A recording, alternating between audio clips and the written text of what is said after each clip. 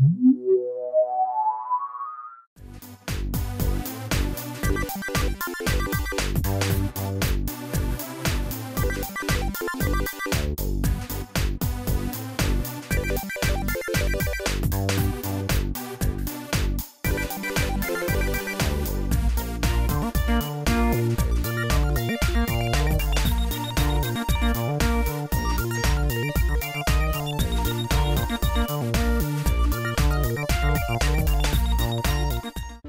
gang, welcome to an all-new episode of Duvall's Collection Expansion Extravaganza right here on ToyWorldOrder.com, hosted by me and this girl, my wife Carrie. Hello. Hello. How are you? Good. Yeah. If you notice now, the shows have been permanently co-hosted by Carrie and I for quite some time now. And it's awesome. As much as she does not want to be on camera at all. No, but I think I mentioned in one other show that this is really the only time I get to spend with you. That's not true. Other than when we go out and buy this stuff. That's not true. It is too. When we're home, you're editing the show, editing board, doing a podcast, so... I'm a busy guy. I just want to spend time with Aww. So... Aww. Thanks. Yeah, look at all this good stuff we've got. Well, nobody can see it right now, because it's down here, and we're up here. Okay. Look at all this good stuff we got. You're dropping it!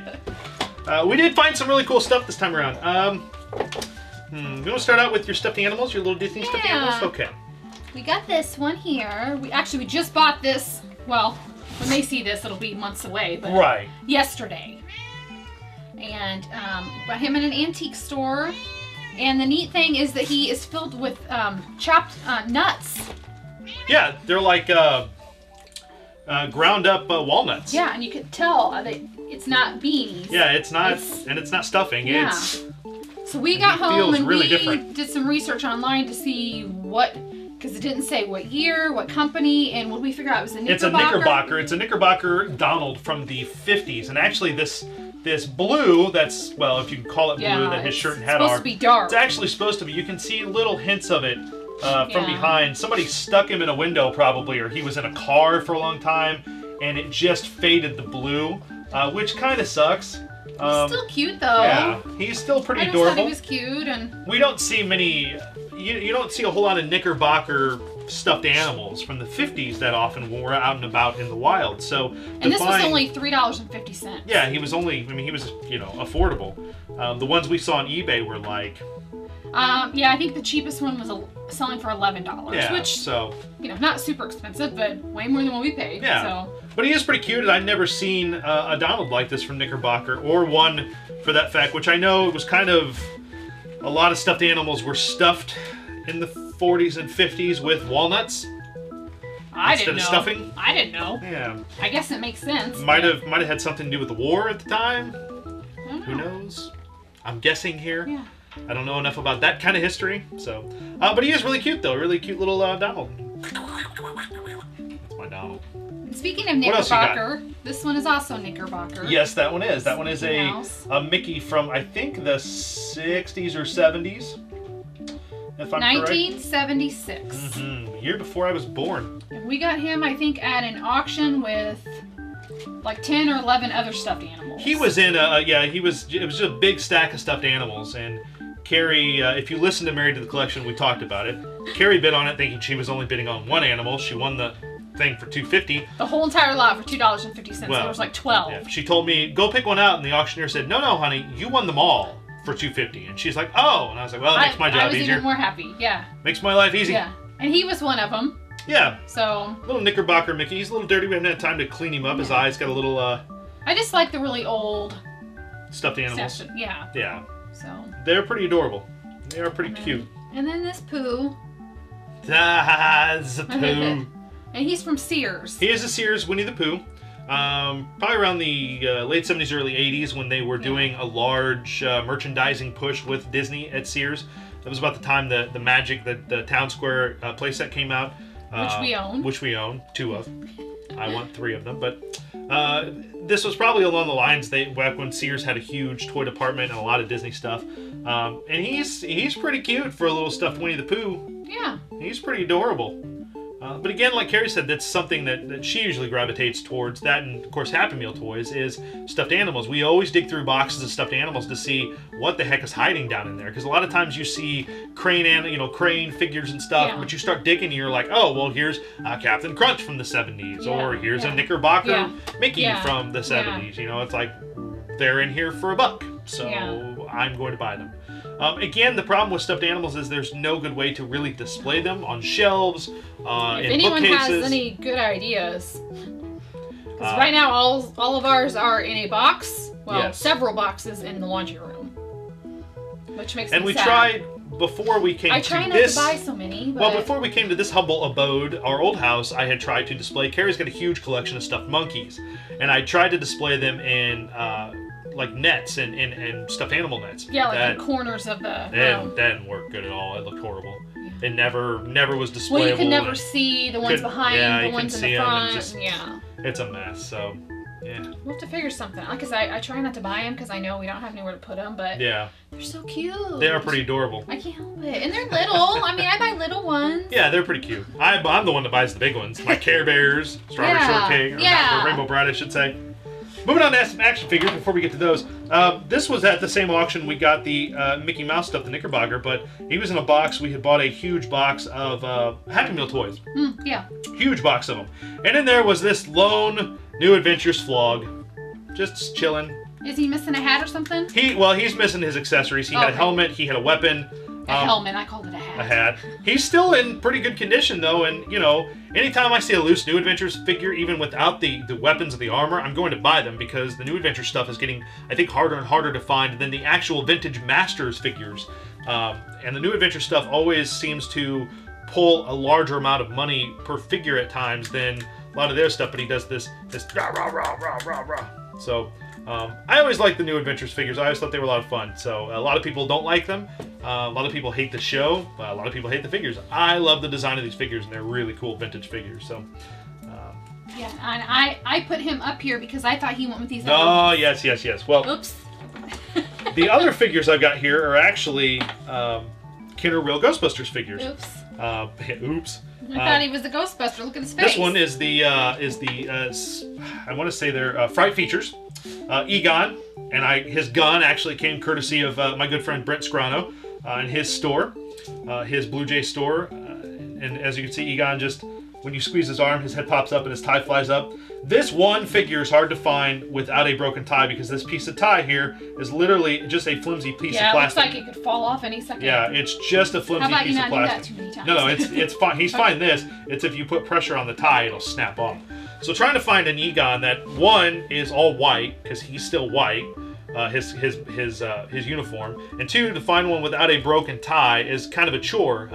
Found this at a flea market up near Chicago, an indoor flea market that we went to. A guy had a bunch of vintage figures. The cheapest stuff he had was the Real Ghostbusters stuff. I don't know why, but I paid $4 for Egon.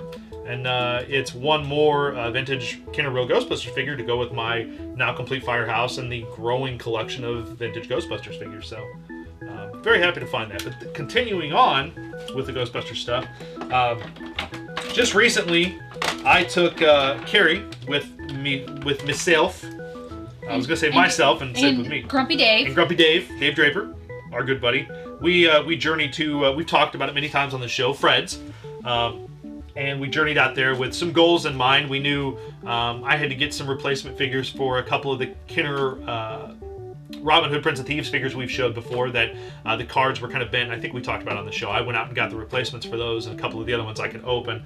And while I was there, I was digging through and I knew there was something else I wanted to get, as he had at least 3 or 4 sets of the Kenner Monsters figures, the Kenner Real Ghostbusters Monsters figures. And I said, don't you have those? I have a couple of them, and actually the carded ones I have, I think I'm going to take to Toy Man and sell, because I really wanted, part of me wanted all of them on card, and I was like, okay, that's silly. I just really want the figures because they're really neat figures, so I may take the carded ones with me because they're really nice. Wow. But I've got Dracula without his cape. I've got Hunchback of Notre Dame, but I picked up the werewolf. He's cool because you squeeze his legs and he puts his head back and his arms go up, open up. He's pretty neat. So the werewolf. I bought the zombie who I like because when you squeeze his legs. I think he's one of my favorites. Yeah, his arms pop up, his eyes go all googly, and his head pops up to show his skull. The zombie's pretty cool. I bought the Mummy, who is kind of neat because he's got a couple pieces here when you squeeze his legs. His head. Oh, that's neat. Yep. His arm falls off. Yep, his arm falls off, and his head lowers because basically his head is holding on the face mask here. So when it lowers, it just has nowhere to go but off, and his arm moves. The Mummy's one of my favorites. I always thought it was kind of a very unique action feature for a toy with this, this kind of fall apart. That cracks me up and makes me smile every time I do it. These are hard to find nowadays, the Mummies are, with their limbs still attached by these pieces of fabric. A lot of times you'll find it and he's just literally just missing everything else. Somebody's torn off the fabric pieces, and this is the Mummy's a really fun figure. I really enjoy the Mummy figure. Let's put it back in there. And then, of course, to top off the monsters, I got a Frankenstein, who, when you squeeze his legs, his arms pop up in his head. He's actually supposed to. His arms are supposed to go up higher, but the action feature inside of him are just a little funky. These were actually all on card when I bought these from Fred's, and I opened every one of these because I wanted to display them. I paid a good price for them. I think I paid like $6 or $7 a piece. So that finishes off, other than a Dracula's cape for my Dracula, that finishes off the monster section of Kenner's Real Ghostbusters figures, which are really neat. I would say anyone who's out looking to buy this line, if you find the monsters, pick them up because the monsters are a lot of fun. It was something different for the line. It wasn't ghosts, which, most of the line was nothing but goofy ghosts and crazy, slime-throwing ghosts and stuff. To have, like, almost Universal Monster-esque monsters as a part of the line for the Ghostbusters to fight brought a different dynamic to the toy line. Did they fight monsters in the cartoon? Very rarely did they actually fight, like, mythical monsters. They just made these just to... Yeah, Kenner just made these to kind of expand the line a little bit, so very cool. Whoops. See, Frankenstein's a little funky. We're gonna stop playing with Frankenstein. Yeah. He's about had his day in the sun. Moving on, I've got some cassette tapes. You may think, why in the heck are you showing cassette tapes on Collection Expansion Extravaganza? Whoa, I'm getting there. I'm getting there. For those of you that don't know what cassette tapes are, those were after records and 8-tracks and before CDs. That's what we listened to when we walked around with our little Sony Walkman and our headphones. Yeah. And you had to put your finger in the holes and do that sometimes. When the tape ran out. We found a number of different 80s era tapes. I've got one here for a kid stuff book for G.I. Joe and the Deadly Satellite. That's got like a piece of dried rubber band on it. That's kind of nasty. I've got one from Buena Vista Records for Star Trek 3, The Search for Spock. And on the other side is Star Trek 2, The Wrath of Khan. That's kind of cool. I've got some here. This one is, this one's not as old, but this one's Disney's The Lion King. It was just in one of these bags. With the Care Bears Garden, which is the one that I was like, whoa, one Care Bears Garden. I've got the read-along adventure. Side 1 is Gremlins from Buena Vista, and side 2 is Indiana Jones and the Temple of Doom. What's cool about these is these actually are the exact same things, just on tape, that came with the record sets. So any of the book on tape, the record on tape, the book and record sets that came out that were for these are actually the same stories that were on the records. They just put them on cassette tapes and then sold them as like 2 books and a cassette tape. So later on in the series. This I've had for a long time, but this actually is the cassette tape that came with the Bill and Ted's Excellent Adventures figures from Kenner, the speaker, as well as the 2-pack. This is the same cassette tape. This one I bought from a flea market. I'm guessing somebody pulled it out of a box or it fell out of a box and the lady got it because it's still got the insert here to keep the dials from turning. And this was fun. The line for this was really cool because you would put this in a cassette player and a Walkman. You would plug in the speaker into the headphone jack, and then it had 2 other wires that you would plug into the figures. So when you squeeze their legs, the sound would come out of the speaker and it looked like they were playing. It made it sound like they were playing. It was kind of neat. It was a neat idea. Kind of unique. I got one that will actually probably surprise no one, but this I didn't know was out. This is actually The World of Teddy Ruxpin Volume 1 from Ring Kong Recordings. It says not intended for use in the Teddy Ruxpin talking toy. This came out. This came out at the time of the toy, and this actually is just a collection of music. Side 1 is "Living in the Land of Grundo." Teddy Ruxpin's my friend. I'm an octopede. Gimmick, fobs or gobs of fun. The Woolly What's It, and then side 2 is "I Want to Be Rich." The Mud Blup Song. Boomer the Bass Grunge. The Wooglies of Boogly Woods, and Surfin' Grundo. So it was just a separate thing in addition to the... Yeah, it was just like a collection of music that you would buy at the record store, basically. I didn't know they actually did this, and I was like, ooh, I'm going to buy that, because it's Volume 1. I don't know if they ever did a Volume 2, but Volume 1. Yeah.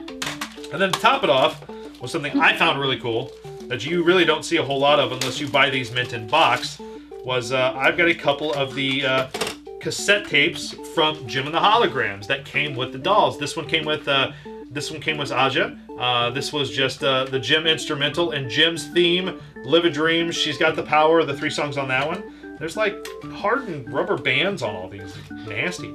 And the other one was Kimber's, which is the Jim theme, "Can't Get My Love," "Love's Not Easy," and then an instrumental. These are kind of neat. You don't really find these out in the wild, and when I saw these were at the auction that we went to a while back in St. Louis. That was a lady who collected Happy Meal toys. We paid $1 for them. We paid $1 for them, and this is something, these toys you're always looking for. I am always looking for Jim dolls. I've seen them a lot on eBay and stuff.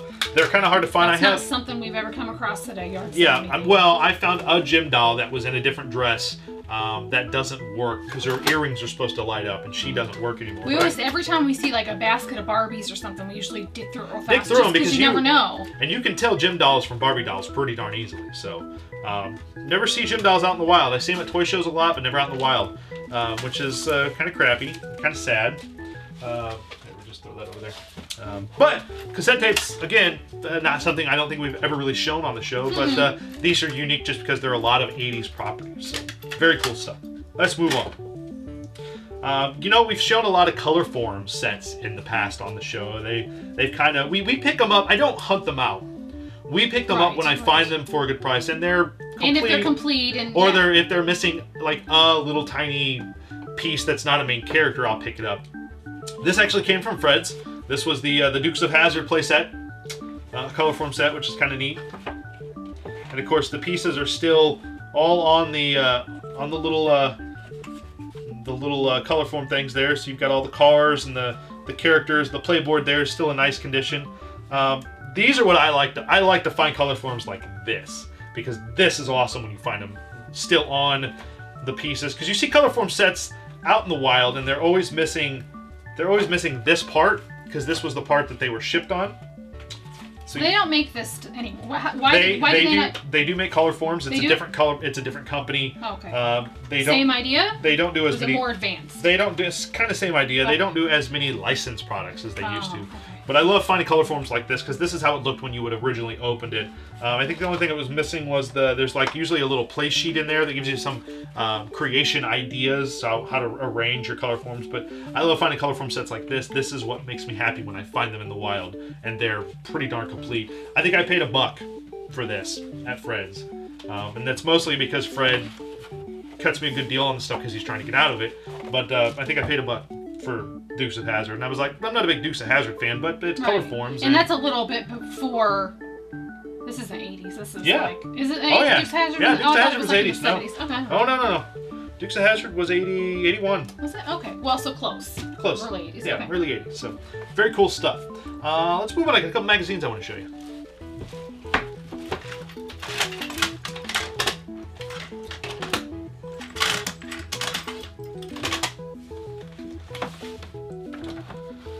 Usually when we're out and about at antique stores and I see stacks of Life or the old 50s, 60s, 70s magazine called Look, I'm always looking for ones that have Disney on the covers because they were quite on the covers, quite a bit. I've got both Life magazines, one from the opening of Disneyland, one for the opening of Disney World, so I have both of those.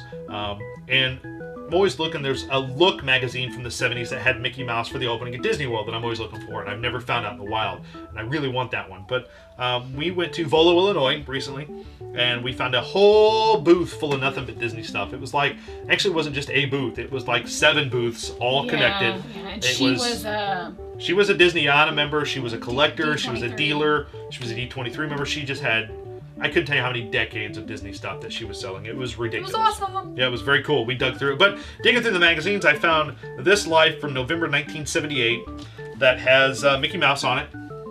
Has Mickey on the cover. And I want to say this was for Mickey's 25th. Let's see. Or no, this was for, basically had an article called Mickey's Children. And it was just talking about a lot of the animators that had been influenced or had worked for the mouse at one time, and now we're off on their own, like Ralph Bashki. You know, they talk about, this was early in the designs for the Black Cauldron. So this was before the movie was even out. They were still just in pre-production for it.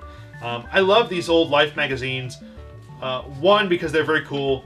2, because they have some great advertisements, like, well, you won't see cigarettes advertised anymore in any type of paper media, but, you know, this was the 70s, it was a different time, different era. There's just a lot of great stuff, like this one. Let me see if I can get back to it. This was a Hitachi cassette player and record player combo. Hey, you could listen and, to your... and an 8-track player. Yep, and an 8-track. It was all 3, cassette, 8-track, and record. That was probably like a big deal back then. That was probably a $600 or $700 item when it came out. Yep. Probably more than that. It was probably top of the line at the time, because it came with speakers too. It was all enclosed. It had a radio dial and everything. So I love these old Life magazines. They're really cool. But of course, I don't buy all of them. I only buy the ones that have Disney on them, just because those are the ones that, of course, I collect. So I like how he's drawing the cover of Life, and it's just like a never-ending. Yeah. And if you think back in the day, today they would Photoshop something like that. Right. So it was just a continuing. Back in the day, somebody had to draw each one of those. So that makes it very cool too, because this was actually all hand-drawn. It wasn't Photoshopped. So very cool stuff. This one is actually a magazine that we didn't know existed. This was printed in summer of '91. And it was done, this would have been like volume 26, number 3. So they did this for years. But this is actually an issue of Disney News. And I'm not sure... It was the only one she had, I think, right? She had some other Disney News, but it was the only one that had this one had the reason I got it because it had the Muppets on the front, and it's celebrating the debut of Muppet Vision 3D at Walt Disney World. One of our favorite shows there. Yes. So that's all, and of course it also has like the Rocketeer, and at the time Pleasure Island at Downtown Disney, which is no longer there, was opening for the first time. It's very cool. There's a lot of interesting stuff. Like the back has an advertisement for DuckTales the movie coming to Disney Channel. It had a lot of, let's see if I can find another cool, Disney dollars, which they don't really do anymore. An article for, like a little ad for Disney dollars, Pleasure Island, you know, stuff about the parks, some neat little, cute little posters there, like an article on the interesting shops at the time Disney MGM Studios. Which some of these shops are no longer in existence. That's kind of neat. This is just, it was a really cool magazine. An article on Jim Henson's dinosaurs. So it was another one that I was like, oh, well, we have to buy that because that's just too cool. And I want it because it's got the Muppets on it. I wish that her thing wasn't over. Yeah, there's a shipping advertisement that I don't think will come off very easily. But alas, oh well. A very cool little magazine though, and something I didn't, like I said, didn't know Disney News existed, had no idea what the magazine was. Apparently it's just talking about Disney, which is great for me. These old ones, though, these old Disney Newses, if you pick them up, are really, a lot of times they're a fun read because you kind of forget about a lot of the stuff that was happening, you know. This would have been around the time before Disney had their own cruise line. They were partnered with Premier Cruise Lines for the Big Red Boat, and they had a big Disney thing. This was before Disney got into the cruise industry, so... Which is something we're going to do one of these days. One of these days. One of these days. I want to, really badly, so... Very cool stuff. One more piece of paper here to show you, and we'll move on to some board games. This one will come as no surprise. I think I don't know if you were with me on that episode. I showed off the Little Mermaid paper dolls that we bought. Yeah. Yeah, you were on that. Yeah, we bought 2 of them. This actually Carrie found in a stack of stuff that I had never seen before, and this is actually the Little Mermaid playset. Easy press out and assemble figures. It's almost like, not a paper doll set, but it's, as you can see, it's got a lot of the same. Never been played with. Never been played with. Like, all the figures are, you can pop out, you can attach their arms so their arms can move. So you've got some great graphics of the characters here. Like Triton's got a movable arm, that's kind of neat. Got a bunch of different flounders. You know, rocks and stuff for the characters to sit on. The backdrops are really neat. So you've got a under the sea backdrop. You've got a wedding day backdrop, which was kind of neat. You know, it just continues, you know, Max. You've got some different Maxes here. You got a bunch of Ariel as the mermaid here, some Scuttles, some Grimsby, you know, Vanessa, which was Ursula in disguise, little Sebastian down here. A lot of cool little cute little stuff. This would have been $8 or $9 when it came out. Done by Troubadour Press, which I'd never heard of, but a very neat collection of something you didn't have. Something which I didn't have. Become harder and harder to find mermaid stuff that you don't. That's very true. Something I'd never seen before. So, very cool stuff, though. Yeah. I like it. I like it a lot. I'm not going to press it out and play with it as much as I want to, even though the displays on the back are just gorgeous. I want to keep it in here. I want to keep it like it is. And too bad she didn't have two of them. She'd had two of them. We would have bought them because I think this might have been one of the most expensive things we bought that day. I think it was $12. It was like 12 or 13 bucks. So if they'd have had to, I probably would have had to like twist Carrie's arm to let me buy two of them. Well, or maybe we could have talked her into doing a deal or something. Yeah, we could have talked her into doing a deal. But maybe I'll find another one of these days that are not punched out, and we'll punch it out and display it somewhere. Very cool stuff.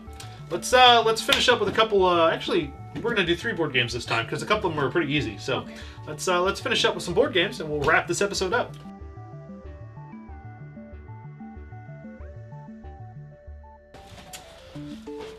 So you know, with the premiere of board, that's the reason mainly why we've been buying so many board games when we find them.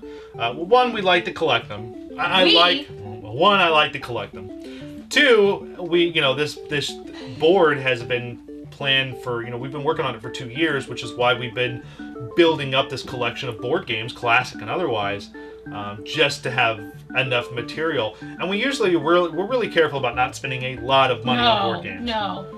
There's one rare. We don't buy every one that we want. No. No. There's some rare exceptions where we spend a good chunk of change on games. One of them's in here. This first one we're going to talk about, though, is a neat little kids Parker Brothers game for ages 4 to 10 called The Game of Cat and Mouse. We found this at an antique mall recently, and we were looking, and I was like, well, that's a neat, unique little game, and looked on the back, and the lady only wanted $2 for it.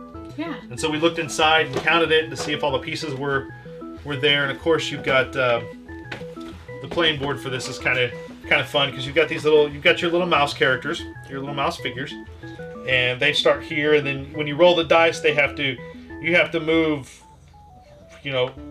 either way, but you have to move where the mice are pointing. So let's say you're here and you roll a 5, you gotta go 1, 2, 3, 4, and then boom, the cat gets you. Then you're trapped in a cat. It's almost like a maze game. You really have to do some. You have to plan ahead a little bit. Yeah. Yeah. And inside these little spots here, inside these little holes, if I can pull one of these out, I think I can. Possibly.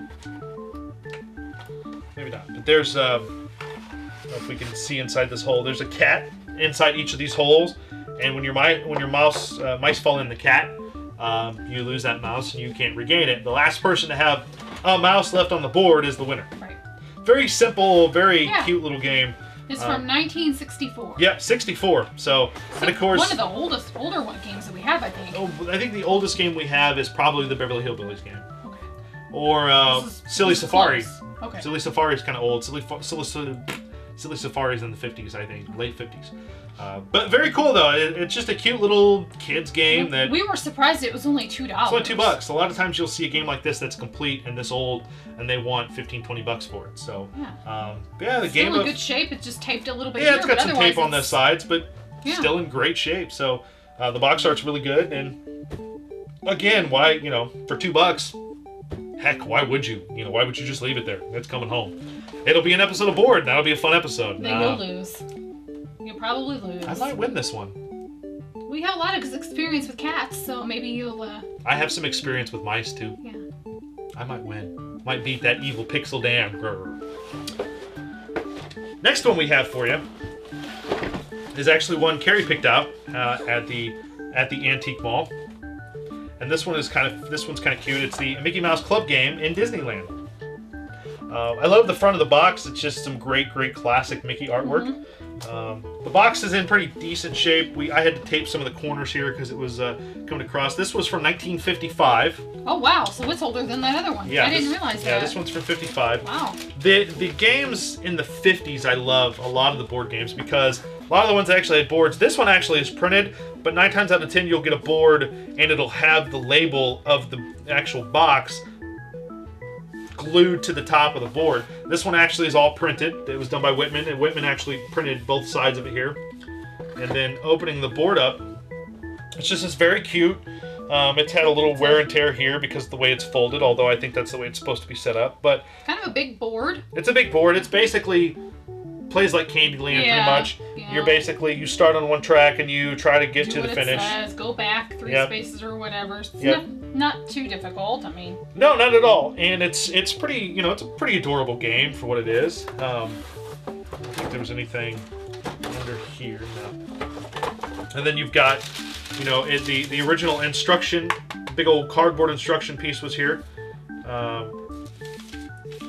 I like the objects to travel the length of a path and finish and enter Mickey Mouse Clubhouse. The winner is the first person to finish. The playing pieces are kind of cute. They're, you got Practical Pig, you've got the Little Bad Wolf, which he's tiny, yep. You got Daisy Duck and Minnie Mouse. And then you've got, you're supposed to have, there's the die, and then of course you're supposed to have the 4 stands. There's only 3, but of course, with board, we're usually only 2 players, so that's all we really need is the materials to play a 2-player game. So. But even though it's missing a blue little peg, a lot of times those pieces are reused for different games, interchangeable. Yeah, you could just, if you wanted to play 4 people, another game. Just find another game that had those in them. I don't think we paid a whole lot for this game. I think it was $7. Yeah, I think it was $7, which was a good deal for this, especially for the 50s. The front of the box, the top of it's beat up. The auction, the antique mall we bought this at, is actually located in Bloomington, Illinois, and it was called the Bronze Giraffe. And I'm having some difficulties here with this. But the booth, the guy has tons of board games. Just tons of board games, and every time I go, he's always bringing a new board game. It might have to be something we go check out once every month or so, yeah. Because there was the last time we went. Myself and Dave Draper went, and that's where I found the Mary Poppins game. Yeah, that's where I found the Mary Poppins game and a couple others. And this time we went back and he just had a whole new array of games as well as some ones that we left that were still there. So it's like, well, crap, this guy must just have tons and tons of board games that he just keeps bringing in when he sells a bunch. So constant revolving collection. So there was one there that I really wanted, but I didn't want to pay $35 for at the time. So, but still very cool. Let's move on to the last board game, which is one of my favorites and one I've been looking for a long time. So usually at the end of the week, Carrie and I will look at estatesales.net just to kind of see what's going on. We usually look, we're in Springfield, Illinois, so we're, about 3 hours away from Chicago, about 2 hours away from St. Louis. We're kind of right in the middle, so we always kind of look about 250 miles out of us. You can search to see. We always look for picture and always look for toys, and we always just scroll through all the listings to see if any of these estate sales that are within a 3-hour driving distance from us have anything worth making a trip for. It has to be worth the drive. Has to be worth the drive. I found one this last weekend before we taped this that was taking place in Ottawa, Illinois, and in the listing it said 100 plus vintage board games, and I thought, crap. And I told her about it, and she's like, oh my god. Then I found pictures for it on AuctionZip, and the first picture that popped up was a game that I had been wanting to get, something I wanted forever. Something a couple of years now you've been talking about this game. Yes. There's been a couple times we've seen it other places, and we just couldn't afford it. It was expensive. It's an expensive game. It usually goes for about anywhere from $150 to $300 on eBay. And it's a classic Milton Bradley game, and it's a game by the name of Which Witch. It's one of the earlier 3D board games that has a lot of great functionality to it. As you can see from the playing board, basically the idea is you land on a spot, like an X spot, which forces you to draw a witch card. If you draw a good witch, nothing happens. If you draw one of the bad witch, which I think it's Wand of the Wicked and Ghoulie Gretty, you have to drop the marble in the top of the chimney, and the goal is to try to do that when a player is on a danger space, because there's a lot of different functions, like in the kitchen, in the spell cellar, the floor is wobbly, so if they're on there and the marble hits the floor, it'll knock them off. When you knock a player off, they go back to start. You know, in the Bat's Ballroom, there's a carpet hanging on the wall that the ball will go behind it into a little pocket, and it'll flip that carpet up and knock your playing piece over. There's a broom on a swivel that it'll hit the broom and it'll just swipe down and knock the player off the floor. And then there's stairs. The marble will roll down the stairs and knock the player off the stairs, because you've got to get to the stairs to finish the game. This is a very cool game. This game is actually missing one kid playing piece and 2 color mouse. 2 of the colored mice. That's alright, you know? But the game itself, the actual functioning pieces of it are all here, which are the most important pieces. And it's missing, there were these little black pieces. These attached to the board, you attach the background to it, and it had 3 of the 4.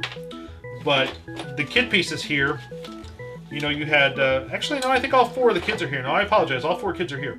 So you have a blue, a yellow, a red, and a green playing piece, and then you're supposed to have a blue, a red, a yellow, and a green playing piece of the mice. And there are a blue and a green, we're missing a red and a yellow. Now, what are the mice? You control both the kids and the mice, and I have not read the instructions far enough to figure out how that comes into gameplay. But the 3D, I've had to do some repair work to the cardboard, but of course it's just all cardboard pieces, which makes this game very hard to find in any usable, functioning, you know, shape. The cards are, you know, Wand of the Wicked casts a spell, Ghoulish Gertie drops it down the chimney, Glinda the Good breaks the spell. You know, they're all the same, so it's just a constant battle of who's, you know, if you draw a card that's going to help or hurt you. You know, this is just one of those early 3D games.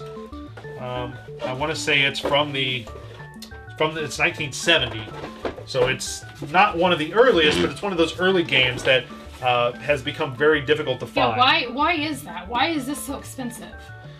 I think part of it is it's hard to find complete. It's hard to find, since it's a cardboard 3D game, it's hard to find the cardboard pieces in good shape. Okay. There are a lot of plastic pieces to this that could break or be lost. The marble, which, you know, a lot of times people want it with the original marble that comes with it. Just a lot of factors that make it very hard to find. And the actual gameplay itself sounds really cool. And it's a horror game. Mm-hmm. It's, you know, it's right. Kind of a Halloween thing. So it reaches a different array of collectors in every aspect of the genre. Gotcha. You've got horror collectors looking at it. You've got board game collectors looking for it. Right. You've got collectors who collect witch stuff looking for it. You know, it's just a lot of different things go into. Tell me, Jason, how much did you pay for this game? You know, for a game that goes on eBay, when I looked it up, that goes for anywhere for complete $150 to $300. I paid $37.50, and it was the most I spent on a game that day at the auction. Only because that was the reason we went, was for this one game. Mm-hmm. And I knew there were going to be other games that we were looking at. There was one other person bidding against you, and she finally stopped. Yeah. No, it was going on with me. I was willing to go up as high as about $50, $60 to bring this game home, because I know how much it's worth. And I knew it was, we looked at it, and I could tell, other than the missing mice, right, it was complete. It was all there. So it was coming home with me. Yeah, I made her pay, and I wasn't going to stop. I was like, yeah, keep going, lady. I got nothing but, I got a bottomless pocket right now for this game, so keep playing with me. And she stopped. Although she did beat me on 2 other games we wanted, which I'm just kind of sad about. But this one, and I think I screwed myself because I was pretty cocky after I got it. Because the guy standing next to me was like, yeah, he's like, is that a good price? I'm like, oh yeah. I'm like, that wasn't going home with her. And she was looking at me. I was like, that's coming home with me.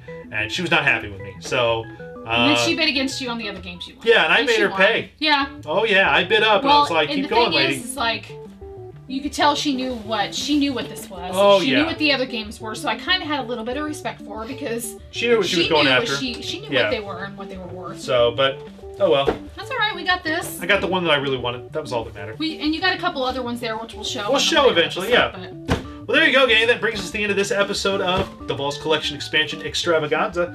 Make sure you check us out on ToyWorldOrder.com. If you're watching this somewhere other than YouTube, go to YouTube.com. youtube.com/ToyWorldOrder. Subscribe so that way you'll never miss another great program or review from Toy World Order. And you can follow us on Twitter. You can follow me at Puppet Duvall. You can follow this one at Mrs. Duvall. And gang, that'll wrap it up. We'll be back next time with some awesome stuff right here on Duvall's Collection Expansion Extravaganza. So take care.